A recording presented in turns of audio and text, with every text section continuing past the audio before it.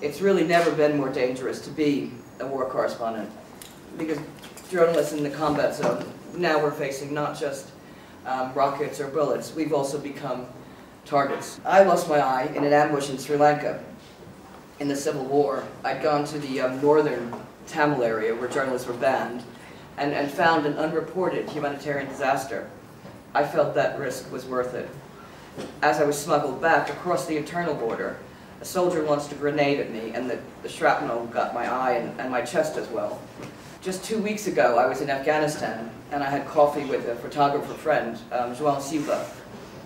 And we talked about the fear that one feels, and you kind of have to contain when you're patrolling. I was going on an embed, as João was as well, with American Armed Forces, and you go through these fields and these villages, and the kind of fear of putting one foot in front of the other, and you sort of steel yourself each time, thinking you're going to step on a mine. And that expectation, very often expectation of a blast or expectation of a shot, can be the stuff of nightmares. And sadly, 2 days after our meeting, João stepped on a mine, and he lost both of his legs at the knee.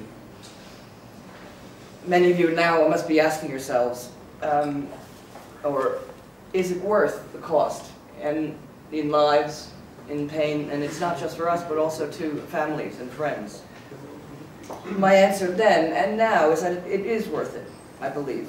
So those are my thoughts. To, I hope, what will be colleagues in the future. Any questions? There are many talks during the war coverage, what kind of information you can deliver and what kind of information you can't. And I'm interested in how do you filter and whether you filter this information. So I believe that you have to report independently of whether or not it is in the interest of your country, interest of America. Now, you know, there are some times when you're in a military situation and reporting something can endanger people. You know, then I would say no. But if it's in terms of the political interest of your country in the world, you have to report that. Or just don't do the job. I mean, if you're uncomfortable with that, you should not be a journalist. Have you ever been told not to say something? Have you ever been told by the US government, for example? Not to say something all the time.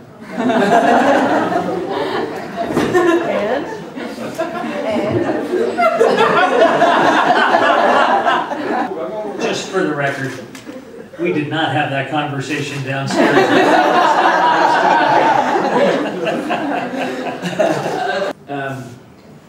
I think part of your job is to make me uncomfortable and to ask me hard questions. And I find often in Georgia that I wish the questions I got were harder, even if it made me have to work harder, because that suggests to me either one of two things. That people aren't thinking enough about the issues here, which I doubt, or they don't feel comfortable enough or secure enough to ask those hard questions. And that concerns me. Some of us have talked about that, and we'll keep talking about that, but I would encourage you to at least when I'm up here, whether it's today or some other time, ask hard questions. In terms of WikiLeaks, what is your assessment of all this idea and of the information that has come out from it? Is that what journalists would do or not? But some of what was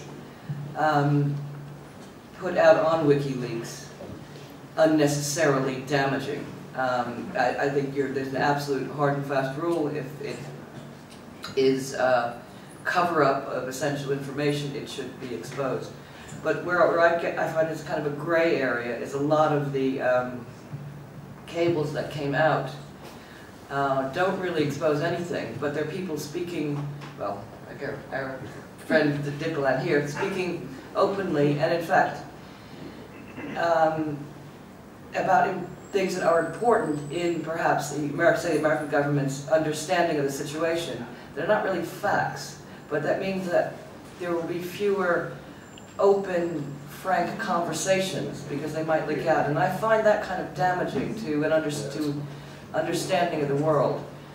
that's my opinion. So I wouldn't have published some of those. But colleagues would agree with me. So I would say if it's a fact that needs to get out, yes. If it's what you have to do, what we do as colleagues. I mean, if I'm sitting around a dinner table sort of throwing ideas out, you know, this and that with fellow journalists, I probably don't, I'm not hiding something, but I don't really want that, because I might just be testing out an idea. I don't want that out to the entire world. So that's a rather long-winded way of saying that. You also would not want to see your raw conversations with sources that you've protected out there in the public domain either. Exactly, exactly.